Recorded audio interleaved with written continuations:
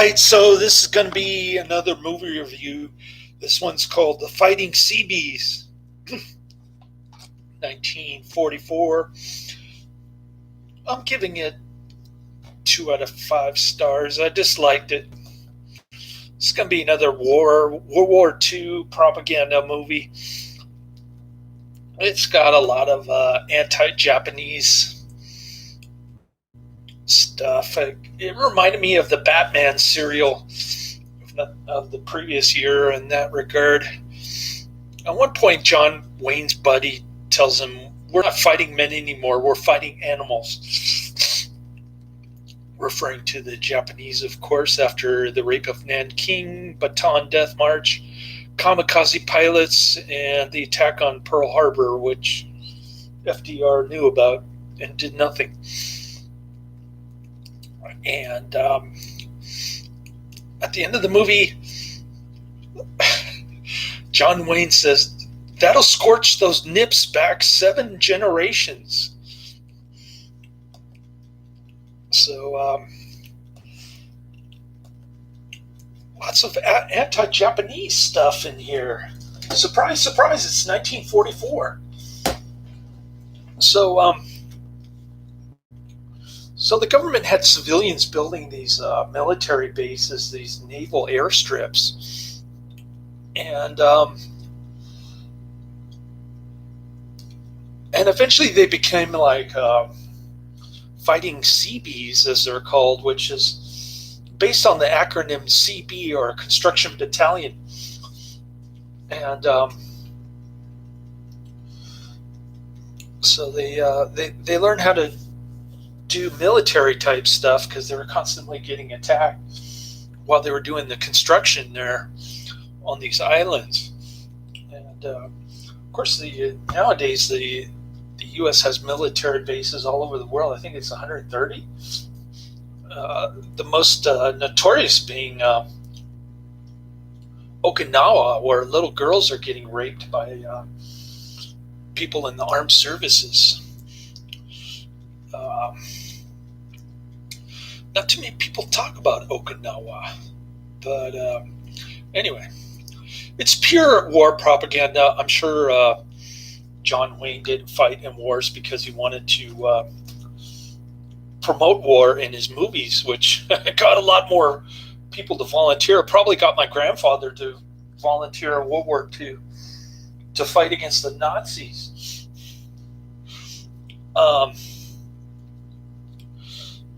All this fever pitch war hysteria against the Japanese and the Nazis. 1943, 1944. So, anyways, it had the Republic's biggest budget in its history, $1.5 million. Lots of cool explosions. That's really the only reason to watch. Otherwise, it's just a pro-war, pro-U.S., anti-Japanese movie. And it starts out with John Wayne building this naval airstrip on some island in the 7 Seas. And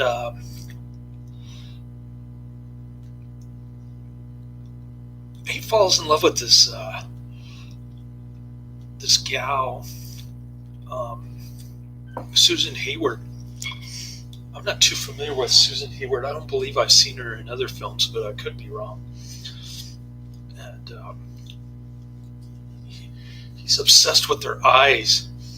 And there's a love triangle. She's like the modern Tinder version of a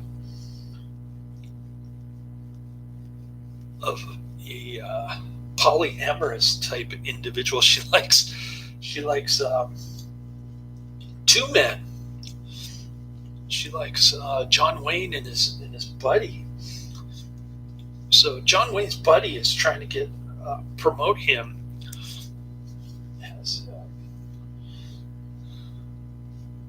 as military construction guys. military trained construction guys, but John Wayne doesn't want to wait 3 months or a year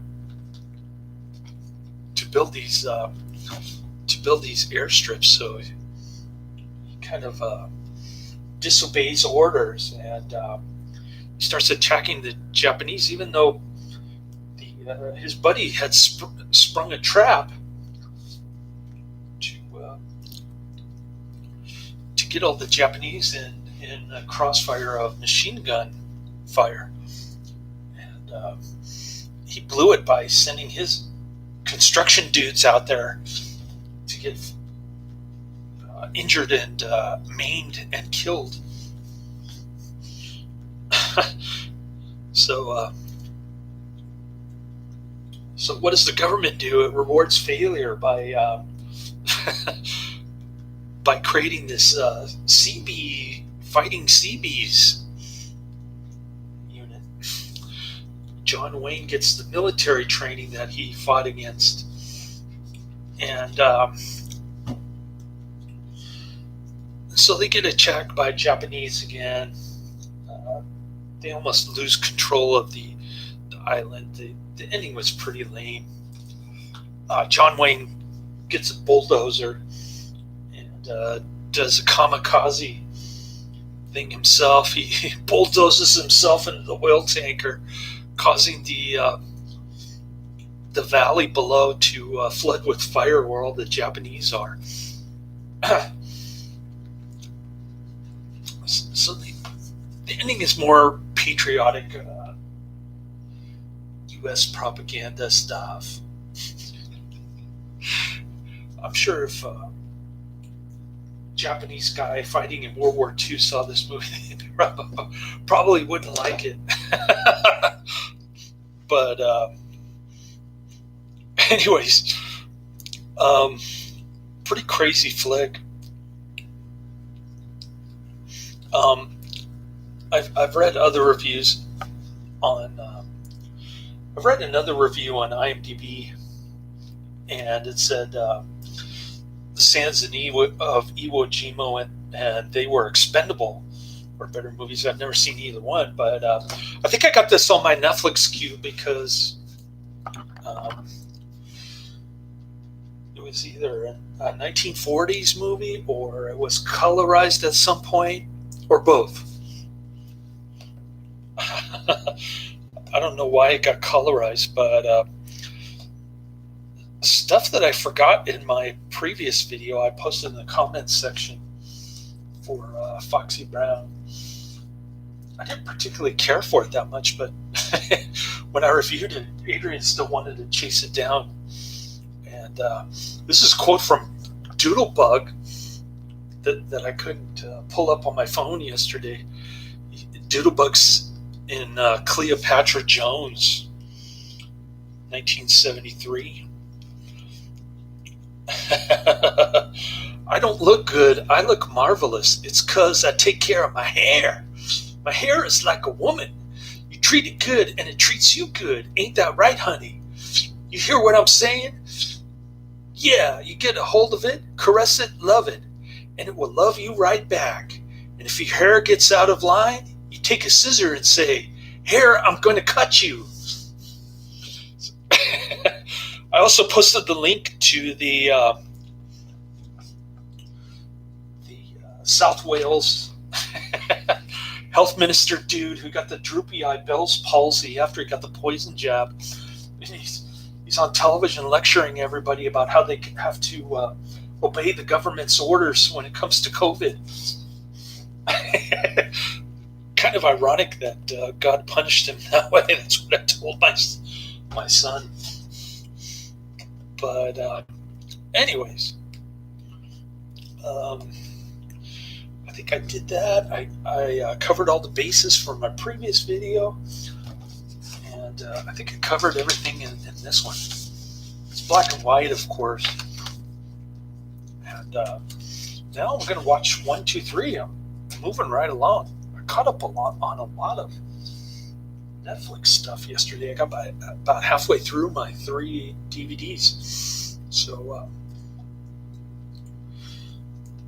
that was sort of the blessing in disguise of only working less than 8 hours yesterday.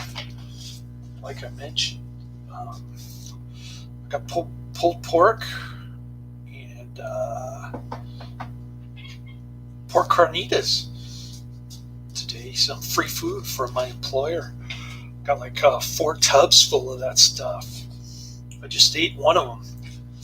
The pork carnitas, fried in a pan so that it gets a little crispy and then cools down really quick. So you got to eat it real fast. But still tastes good when it's cold.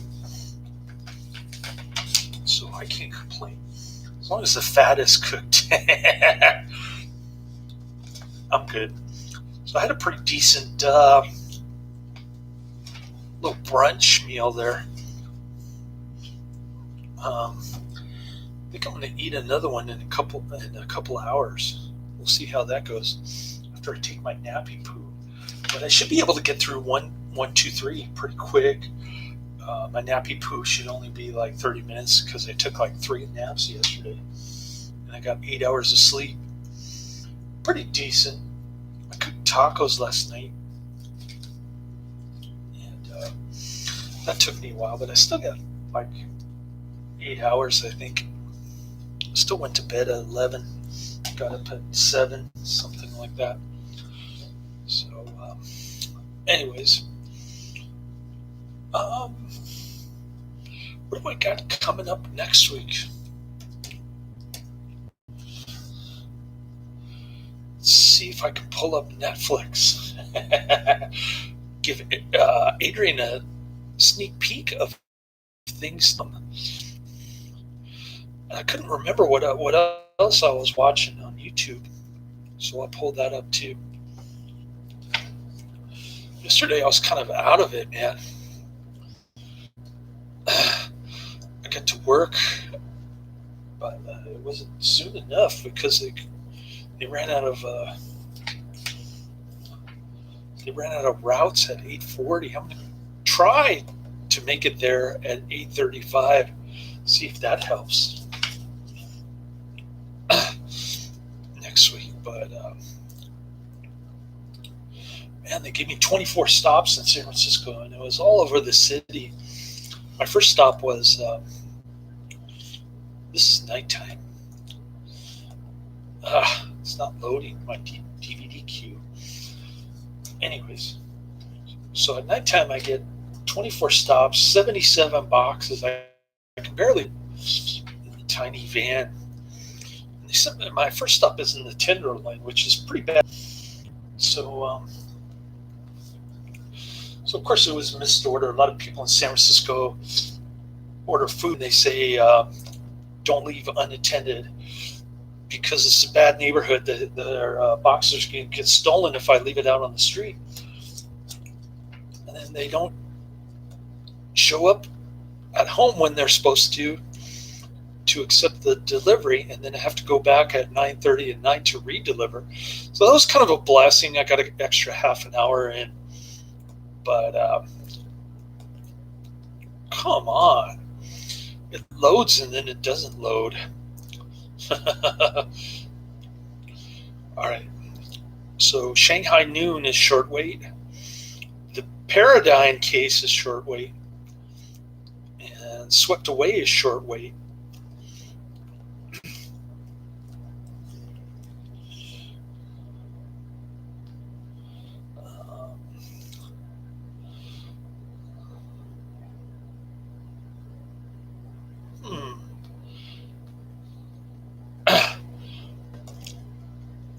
So if I don't get any of those next week, I'll get Under Capricorn, 1949, Alfred Hitchcock, Ingrid Bergman and Joseph Cotton. Then I got The Woman in the Window, 1944, Fritz Lang, Edward G. Robinson, Joan Bennett. I love Joan Bennett. She was good in Dark Shadows and Suspiria. Then I got the day after the nuclear holocaust TV movie from 1983 that got everybody's attention. John Lithgow, Jason Robards, JoBeth Williams. So those are the three that I'll probably get next week. And then what was I watching before I got into all this Netflix DVD stuff? Like the three Hong Kong, Taiwan kung fu movies from the 70s really set me back. Oh, Haunted House of Horror, 1969. I was watching that on Creature Features. So I'll try to finish up that one today. We'll see how that goes. Creature Features is about 2 hours long without the commercials, though. So try to get through that one today. All right, so that's all I have for today. I think I covered all my bases. Let me know if I missed anything. Laters.